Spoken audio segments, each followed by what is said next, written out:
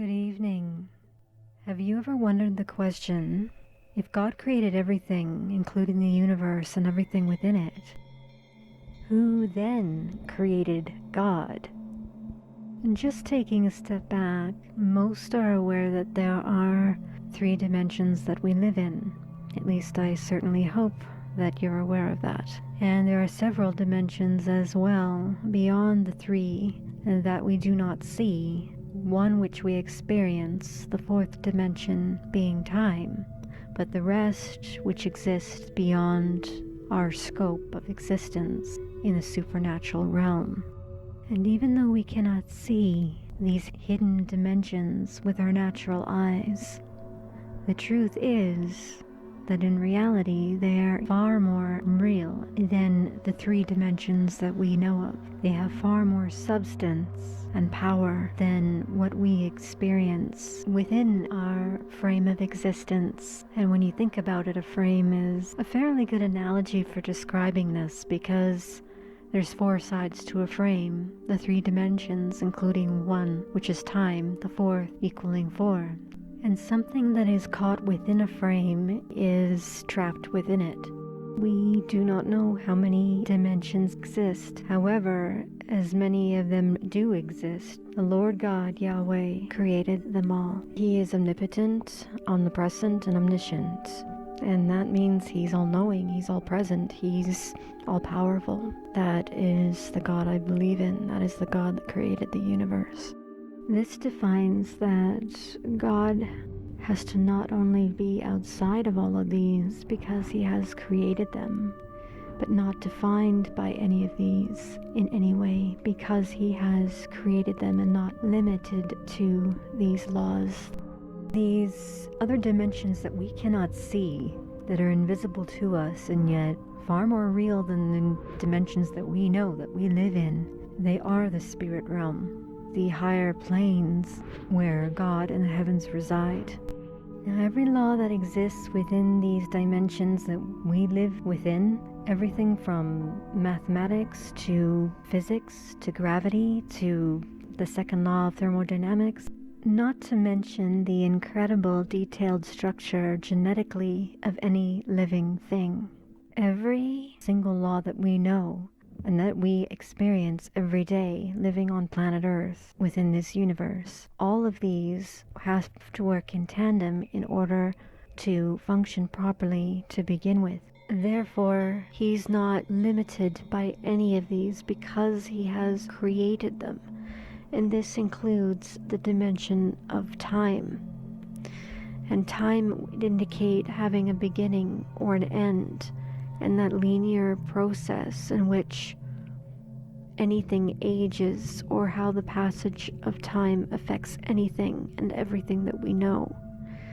The point is that because God is not limited by any of these, and He's not limited by time, then therefore the answer is He does not have a beginning or an end. He has always existed. He has always been in the state of being, the state of existence. There has never been a time or a period ever in which God has not existed. And this is the key. Once one has a supernatural grasp of this and this concept, then it all clicks into place. Just like dominoes running down a line, it all falls into place. God is not limited by time. God has always self-existed, and there has never been a point where He has not self-existed. Therefore, to ask the question, who created God, is entirely impossible, as I've illustrated for you here. This is the most satisfying answer because the alternative that people often consider being the theory, unquote, that it wasn't God who created everything and God doesn't exist, and that it was aliens or some other entities that created human beings. However, unlike the illustration of God being outside of time and therefore having always existed, which is feasible, but the theory that we were created by aliens, which is often proposed, is ludicrous and circular reasoning, because in the end, you're still left with the same question. Well, if aliens created us, then who created the alien? God knows that we are limited in the 3 and 4 dimensions that He's created, and that's for a specific reason. And for our sake, when God is interacting with us, He chooses to operate within those realms and within these dimensions. And that's for our sake, because He knows of our limitations. He created it that way.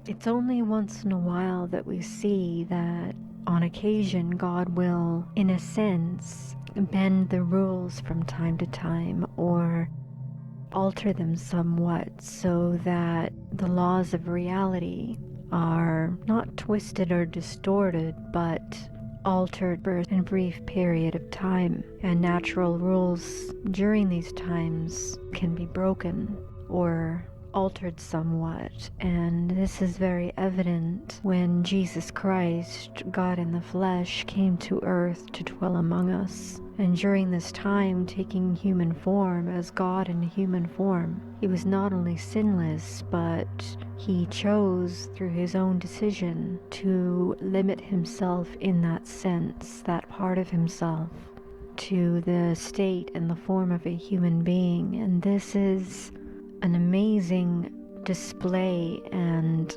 demonstration of God's love, and how great it is that He, being God Himself, would choose to limit Himself to that of a human being. And the humility, the love behind that is indeed awe-inspiring. He demonstrated His mastery as God over these laws that He has created and perfected through the miracles that He displayed that no other false god has been able to replicate. They may try to imitate them, but they can't replicate them. They cannot create from nothing the way that only Yahweh can. Miracles such as walking on water, making mud into eyes for a blind man to see, that is creating human substance out of nothing, out of dirt, much like how God created Adam out of the dirt of the ground. Other miracles such as multiplying the loaves and the fish and raising dead people to life, Lazarus, for example, or healing the lame and the crippled, and even more miracles besides, including Himself raising from the dead, demonstrating His mastery over the elements, over the laws that He has created, gravity, genetics, time, and so forth. All of these that have been discussed here and more, He demonstrated mastery over them all to demonstrate through this proof, through this evidence, that He was indeed who He claimed to be. He was God in the flesh, for only God can do such miracles. There are many false gods out there who claim to be God, Buddha, Krishna, Isis, Kali, etc., etc., going all the way back to the ancient Babylonian and Egyptian times. They have imitated God's work, but they've never been able to create from nothing the way that only God can. This is the Midnight Lantern, and remember, the light shineth in the darkness, but the darkness comprehended it not.